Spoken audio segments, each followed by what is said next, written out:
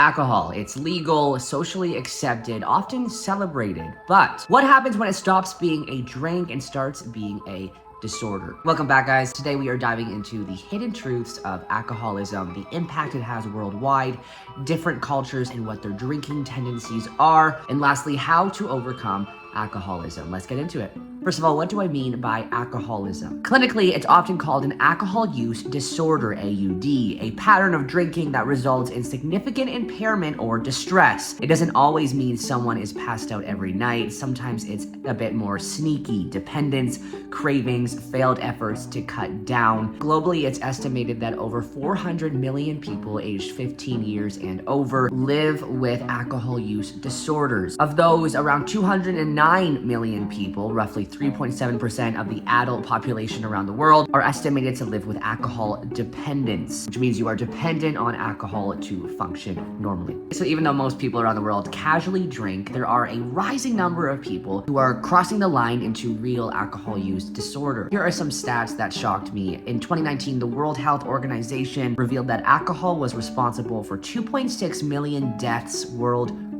Of those deaths, about 2 million were men and 600,000 were women. Alcohol plays a role in more than 200 diseases and injuries, including liver cirrhosis, heart disease, cancers, road injuries, and violence. In 2016, alcohol was actually the 7th leading risk factor for death. Now you may be thinking, but that is just severe drinking, Ryan. Well, even low levels carry risk as well. Alcohol is classified as a group 1 carcinogen, meaning it causes cancer in humans. In some regions, the death rate from alcohol is actually stupendous. In the European region, about 1 in every 11 deaths is due to alcohol. Before we listen to Maddie's story of alcoholism and recovery, we are going to go around the world and see how different cultures drink and use alcohol in their day-to-day. In South Korea, drinking is heavily ritualized. Juniors serve their seniors, you pour for others. The first drink is often downed in one. In China, the strong distilled spirit baijiu plays a central role in business banquets. Drinking is a symbol of respect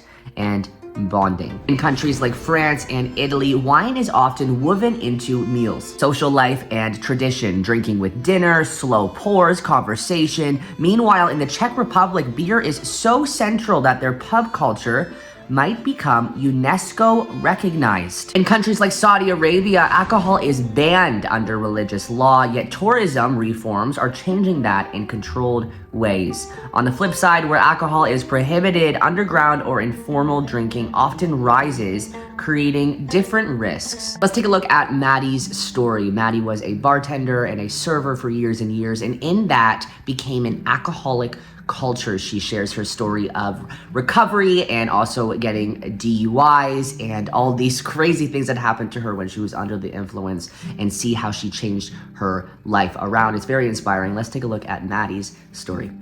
I'm Maddie, and I'm an alcoholic.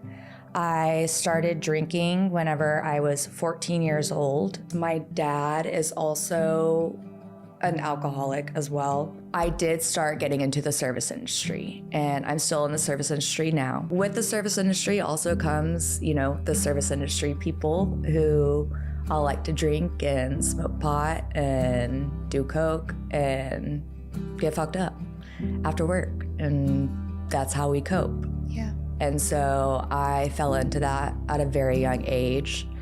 As soon as I moved up here at 18, I fell into that. In fact, whenever I was 19, I got my first DWI.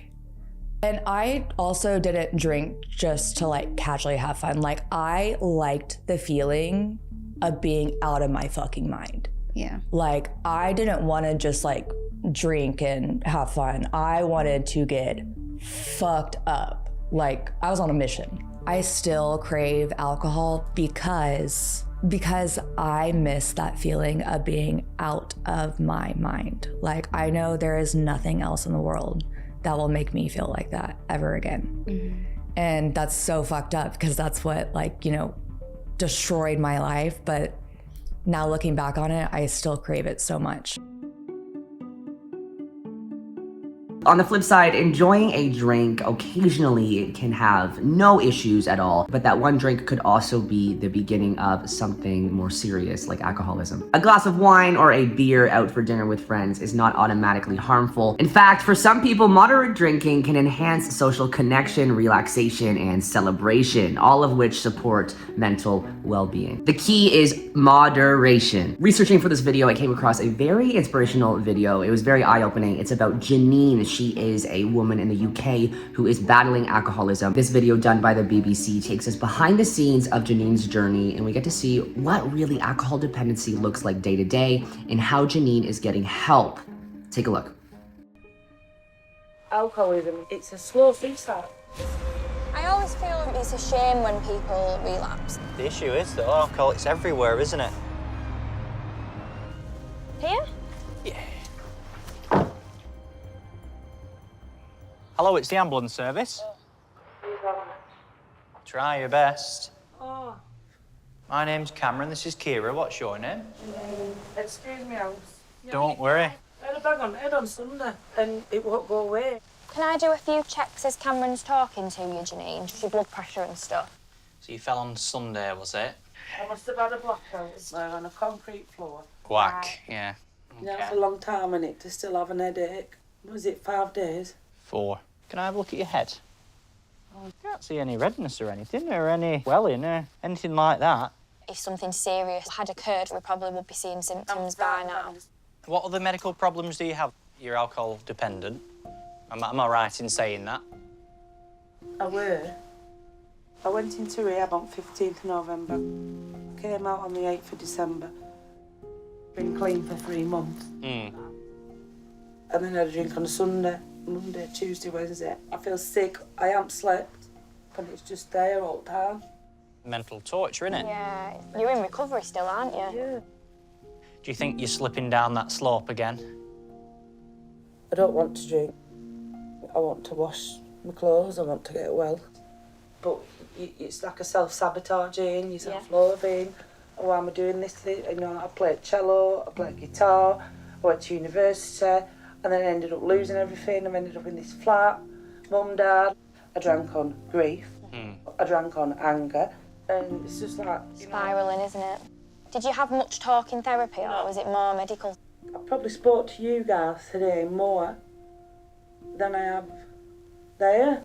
Let's do a referral for you. I think you need therapy, and I think you need it pretty quick. You bob this coat, Tom. Is there anything else you want to Why are you take? looking after him so much? Well, because that's what my job is. Something to say. We'll get you there. We need to get you better, get you back on track.